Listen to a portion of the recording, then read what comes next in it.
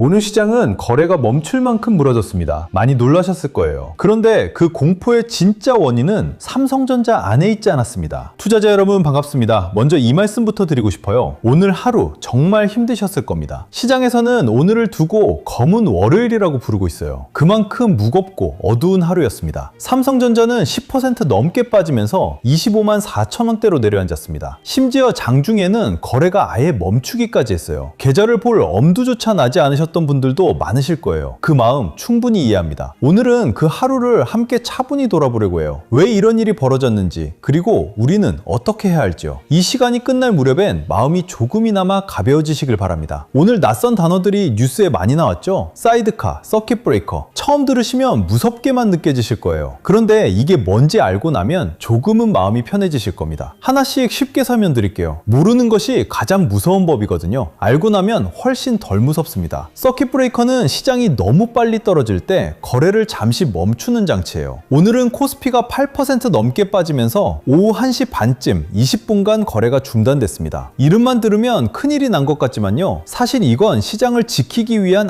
안전장치입니다. 집에 있는 두꺼비 집을 생각해보세요. 전기가 갑자기 너무 많이 흐르면 두꺼비 집이 알아서 툭 내려가죠. 집이 타버리지 않게 막아주는 거예요. 서킷 브레이커도 똑같아요. 시장이 너무 빨리 무너지지 않게 잠깐 숨을 고르게 해주는 장치인 겁니다. 그러니까 서킷 브레이커가 발동됐다는 건요, 시장이 끝났다는 신호가 아니에요. 오히려 시장이 스스로를 지키기 위해 브레이크를 밟았다는 뜻입니다. 공포가 너무 빠르게 번지지 않도록 잠시 시간을 벌어주는 거죠. 무섭게 들리는 단어일수록 그 뜻을 정확히 알면 덜 무서워집니다. 참고로 사이드카는 서킷 브레이커보다 한 단계 앞선 장치예요. 선물 시장이 급하게 움직일 때 자동 매매를 잠깐 멈추는 겁니다. 둘 다 시장을 지키기 위한 장치라는 점은 똑같아요. 자, 그럼 이제 진짜 중요한 질문으로 가볼게요. 가장 중요한 질문입니다. 오늘 시장은 대체 왜 이렇게 무너진 걸까요? 삼성전자가 뭘 잘못한 걸까요? 실적이 나빠졌을까요? 결론부터 말씀드리면 전혀 아닙니다. 오늘 하락의 진짜 원인은 삼성전자 안이 아니라 아주 먼 곳에 있었어요. 그 사실을 아는 것만으로도 마음이 조금은 달라지실 겁니다. 오늘 시장을 무너뜨린 건 바로 중동에서 온 소식이었습니다. 지난 주말 이란이 호르무즈 해협을 다시 봉쇄했어요. 그리고 군사적 충돌까지 이어지면서 전쟁 위기감이 다시 커졌습니다. 그 여파로 국제유가가 급등했고요. 그 공포가 오늘 아침 우리 시장을 그대로 덮친 겁니다. 삼성전자가 잘못해서가 아니라 지구 반대편에서 날아온 충격이었던 거예요. 우리 회사가 문을 닫은 것도 실적이 나빠진 것도 아니었습니다. 그저 세상이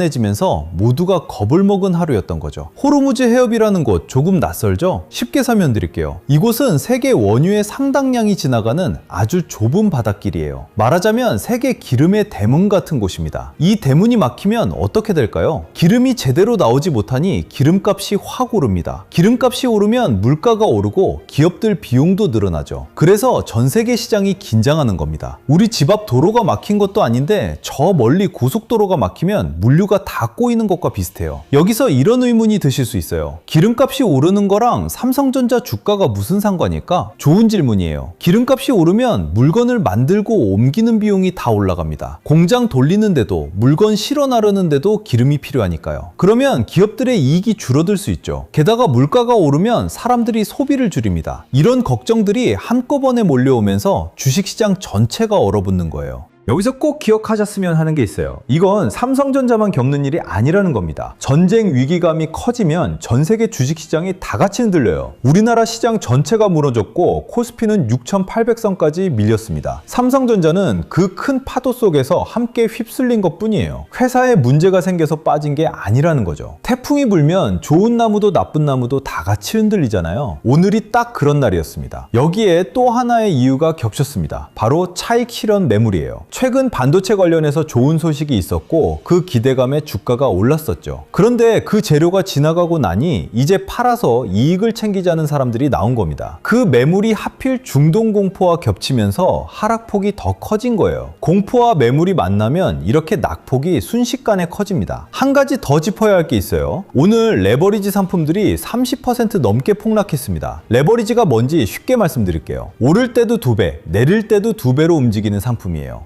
그러니까 시장이 10% 빠지면 이건 20% 넘게 빠지는 거죠. 이런 상품에 물린 분들이 급하게 팔면서 하락이 더 커졌습니다. 불이 났는데 거기에 기름을 부은 격이 된 거예요. 이런 상품에 크게 베팅하신 분들은 오늘 정말 큰 손실을 보셨을 겁니다. 이 대목에서 꼭 배워야 할 게 있습니다. 큰 수익을 노리고 무리한 상품에 들어가면요, 이런 날 회복이 정말 어려워집니다. 빚을 내서 투자하신 분들도 마찬가지예요. 오늘 같은 날 강제로 팔려나가는 일까지 벌어지거든요. 그래서 감당할 수 있는 만큼만 하시라는 말씀을 늘 드리는 거예요. 여기까지 들으시면서 마음이 무거우셨을 거예요. 이제 조금 다른 이야기를 해볼게요. 오늘의 하락을 다시 한번 정리해 보겠습니다. 첫째, 원인은 중동 전쟁 위기라는 외부 요인이었어요. 둘째, 여기에 차익 실현 매물과 레버리지가 겹쳤습니다. 셋째, 삼성전자의 실적이나 기술에는 아무 문제가 없었어요. 이 세 가지를 놓고 보면 무엇이 보이시나요? 회사가 아니라 바깥 세상이 흔들린 하루였다는 게 보이실 거예요. 저는 이렇게 비유하고 싶어요. 삼성전자를 큰 나무라고 생각해 보세요. 오늘 그 나무가 심하게 흔들렸습니다. 가지가 휘고 잎이 마구 떨어졌죠. 그런데 왜 흔들렸을까요? 나무가 병들어서가 아니에요. 바람이 아주 세게 불었기 때문이죠. 중동에서 불어온 그 바람이 나무를 흔든 겁니다. 바람이 잦아들면 나무는 다시 곧게 섭니다. 뿌리는 여전히 땅속에 튼튼히 박혀 있으니까요. 바람은 지나가지만 뿌리는 그 자리에 남습니다. 그럼 삼성전자의 뿌리는 지금 어떤 상태일까요? 이달 초 발표한 실적 기억하시죠? 분기 영업이익이 89조 원이었습니다. 회사 역사상 가장 좋은 성적표였어요. 지난해 1년 동안 번 돈의 2배를 석 달 만에 벌어들인 겁니다. 기술에서도 세계 최초의 성과를 냈고요. 인공지능에 꼭 필요한 최신 메모리를 세계에서 가장 먼저 만들어내기 시작했습니다. 그뿐만이 아니에요. 바로 어제도 아주 반가운 소식이 하나 있었습니다. 삼성전자가 테슬라의 인공지능 칩 생산을 본격적으로 준비하고 있다는 소식이었어요. 계약 규모가 22조 원이 넘습니다. 그동안 적자였던 사업이 흑자로 돌아설 수 있다는 기대까지 나오고 있죠. 주가는 오늘 무너졌지만 회사는 오히려 앞으로 나아가고 있는 거예요. 이 차이를 아는 게 오늘 정말 중요합니다. 이걸 이렇게 생각해 보시면 좋아요. 주가는 온도계고 회사는 엔진입니다. 오늘 온도계 눈금이 뚝 떨어졌어요. 그런데 엔진이 고장난 걸까요? 아니에요. 엔진은 그 어느 때보다 힘차게 돌아가고 있습니다. 그저 바깥 날씨가 갑자기 추워져서 온도계가 내려간 것 뿐이에요. 우리가 봐야 할 건 온도계일까요? 엔진일까요? 조금 더 생각해 볼 게 있어요. 오늘 삼성전자 주가가 10% 빠졌죠? 그럼 삼성전자의 가치가 하루 만에 10% 사라진 걸까요? 공장이 열에 하나 없어졌나요? 직원들이 열에 하나 그만뒀나요? 기술이 열에 하나 사라졌나요? 아무것도 그렇지 않습니다. 회사는 어제와 똑같아요. 바뀐 건 오직 사람들의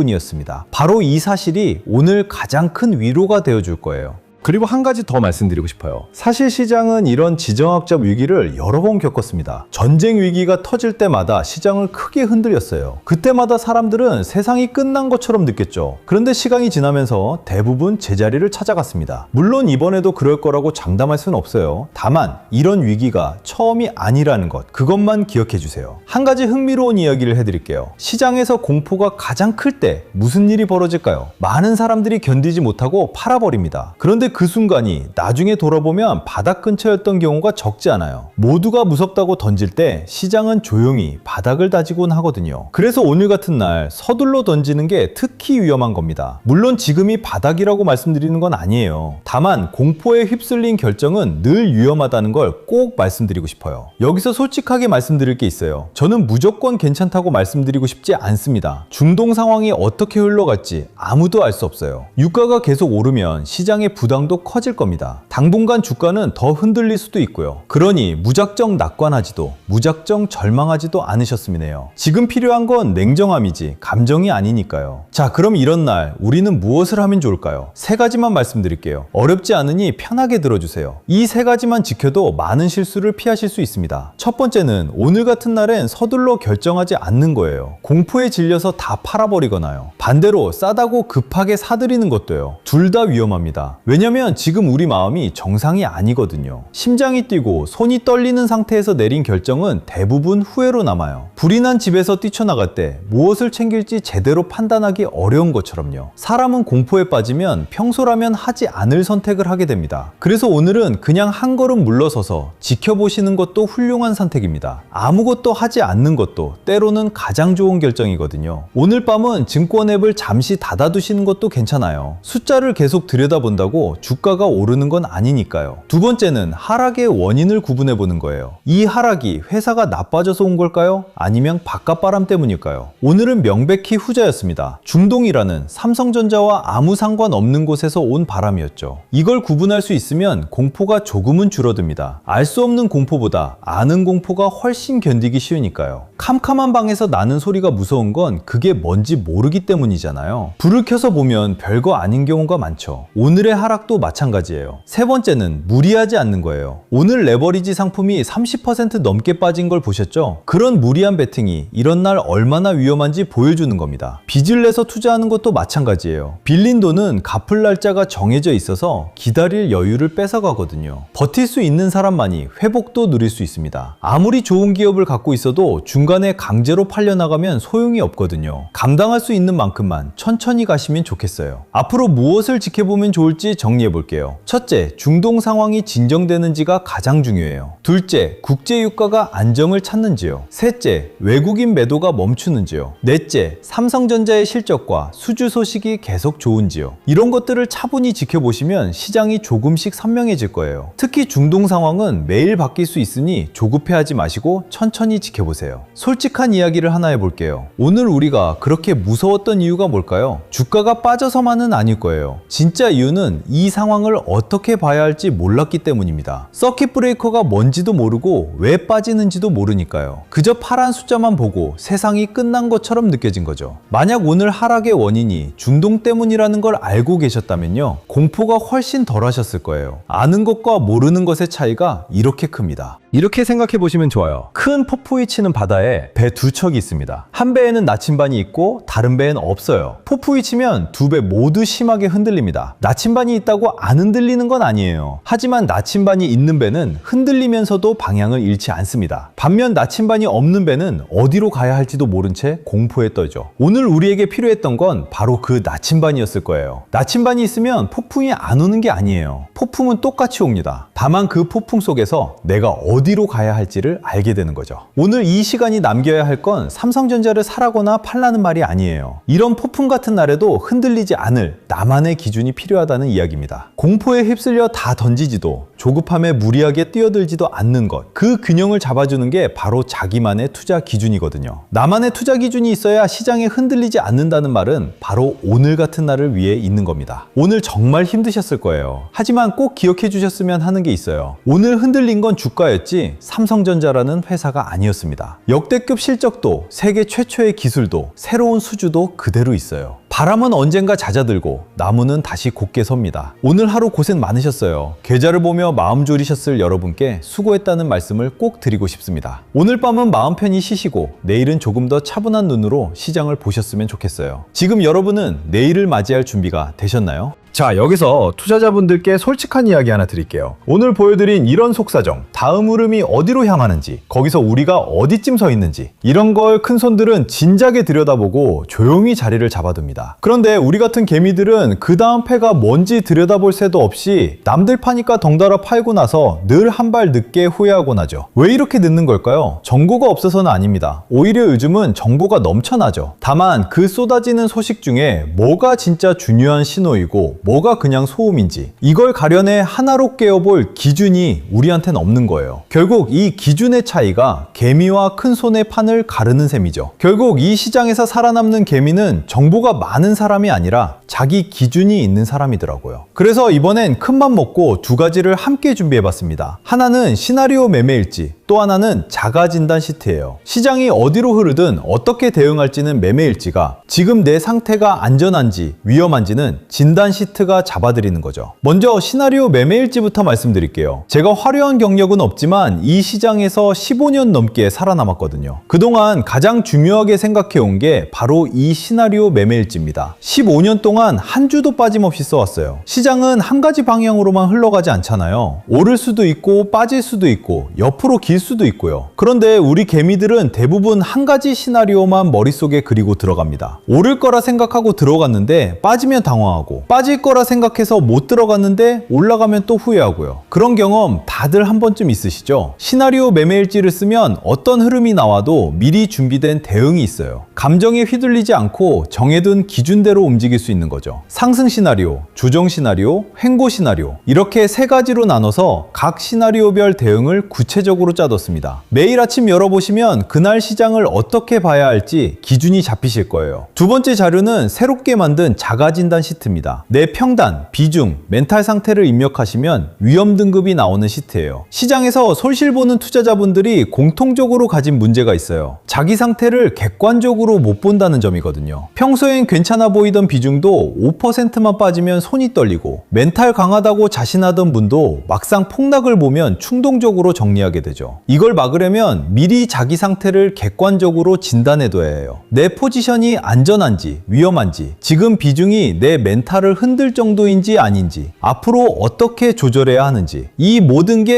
딱 1분이면 진단됩니다. 자기 상태를 알아야 다음 대응을 정할 수 있거든요. 내가 지금 어디 서 있는지도 모르고 시장에 끌려다니면 결국 가장 안 좋은 자리에서 결정하게 됩니다. 이 진단 시트가 그 첫걸음을 잡아드릴 거예요. 여기서 딱 하나만 분명히 짚고 넘어갈게요. 이건 유료 상품이 아닙니다. 영업하는 것도 아니고요. 어느 종목 사라, 팔아라 찍어주는 자리는 더더욱 아닙니다. 솔직히 요즘 그런 걸로 마음고생하신 분들 많잖아요. 그래서 더 분명히 말씀드립니다. 돈 달라는 얘기 단 한 번도 안 나옵니다. 여러분이 직접 시장을 보실 수 있게 그 기준을 잡아드리는 거예요. 물고기를 던져주는 게 아니라 낚시하는 법을 알려드리는 거죠. 부담 없이 받아보시고 도움이 안 되면 안 쓰셔도 그만입니다. 많은 분들이 여기서 갸웃하시죠? 공짜라니 뭔가 있는 거 아니야? 단언컨대 아무것도 없습니다. 저는 이 채널을 키우고 싶어서 준비한 것들이거든요. 여러분이 받아가시고 도움이 됐다 싶으면 구독하고 좋아요 한번, 그리고 댓글에 구독 완료라는 짧은 인사 한번. 저는 그거면 충분해요. 그렇게 채널이 조금씩 커지면 저도 더 좋은 분석으로 보답할 힘이 생기고요. 서로한테 득이 되는 구조인 거죠. 받는 방법은 어렵지 않아요. 첫 번째, 구독과 좋아요를 한 뒤. 두 번째, 댓글창에 구독 완료라고 남겨주세요. 세 번째, 설명란이나 고정 댓글에 링크로 신청해 주시면 됩니다. 복잡하게 뭐 적으실 것 없어요. 자료 받으실 곳하고 본인 투자금이 어느 정도인지 그 정도만 표시해 주시면 됩니다. 투자금 규모에 따라 지켜야 할 기준이 완전히 달라지거든요. 소액이신 분과 큰 돈을 굴리시는 분이 똑같이 움직이면 오히려 위험해질 수 있으니까요. 그래서 적어주신 규모에 맞춰 시나리오 매매 일지와 자가진단 시트를 각각 다르게 챙겨서 보내드릴게요. 여기서 한 가지만 미리 양해를 구할게요. 요즘 스팸 문자가 워낙 많고, 심지어 제가 무료로 드리는 자료를 돈 받고 대파는 분들, 또 유료방으로 끌어가려는 업자들까지 생기고 있더라고요. 그래서 신청해주신 분들께는 실제 구독자분이 맞으신지 확인차 한번 연락을 드리고 있습니다. 번거로우시겠지만 이건 우리 개미분들을 지키기 위한 절차예요. 너무 부담 갖지 마시고 편하게 받아주시면 감사하겠습니다. 진짜 부의 이동은 모두가 웃을 때가 아니라 시장이 흔들릴 때 조용히 일어났습니다. 누군가는 공포에 팔았고 누군가는 묵묵히 자기 기준을 지켰죠. 그 선택은 몇 년 뒤 분명하게 나뉘었습니다. 지금 미리 준비해두지 않으면 변수 하나 터질 때마다 또 뒤늦게 따라가는 입장이 됩니다. 오늘 그냥 지나치는 개미와 오늘부터 나만의 기준을 세우는 개미, 1년 뒤 두 분의 자리는 사뭇 달라져 있을 거예요. 혼자 흔들리지 마시고 차근차근 대응해 나가시면 됩니다. 오늘이 그 출발선이 되었으면 좋겠습니다. 시청해주셔서 감사합니다.